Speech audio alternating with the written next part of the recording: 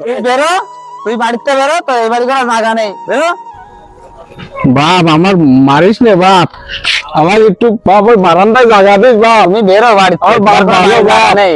বাড়ি বিক্রি করে বাড়ি- আমি চলবো, আমার বাড়ি বিক্রি করে বাপ, দিতে আমার হবে। আমার ওই বারান্দায় একটু জায়গা দিস বাপ।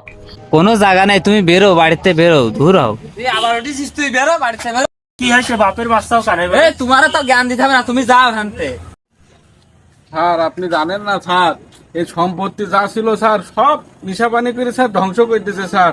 আর টাকা দিতে পারছি না বলে স্যার বাড়িটাও বেশি খাবে স্যার। স্যার আপনি জানেন না স্যার আমার উপরে কি অত্যাচার চলছে স্যার। আপনি বাঁচান স্যার, আমার বাঁচান। মনে করে দেখেন, মনে করে দেখেন 10 বছর আগের কাহিনী মনে করে দেখেন।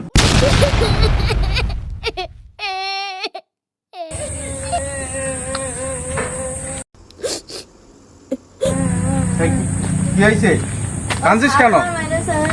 স্যার কোথায় আছে এখন? চল স্যারের দেখি চল। স্যারের এত বড় সাহস আমার ছেলের গায়ে হাত দেয়। আসসালামু আলাইকুম।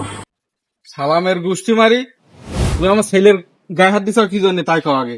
দাঁড়ান আগে আগে শুনে নেন কি সারাসারি পরে তুমি ছেলের মাইলে কি জন্য সেটা আগে কও। তোমার ছেলের পরে খুব রিপোর্ট, তো ছেলে পেলের মেরে বেড়ায়।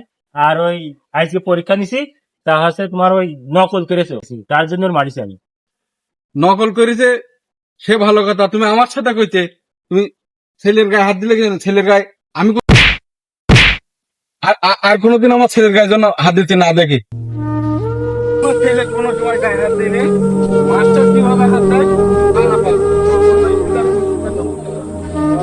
একদিন আপনার আমি কইলাম যে ছেলেটা যদি সেই সময় যদি আমার কাছে দিতেন, মানুষ করতে পারতেন, তাহলে আপনার এই কাহিনীটা আর ঘটতো না। ঠিক আছে, এটা আপনার কপালের লিখন। ঠিক আছে, মানুষের কর্মের ফল সে নিজেই। চলেন আপনার জন্য কি করতে পারি দেখা যাক।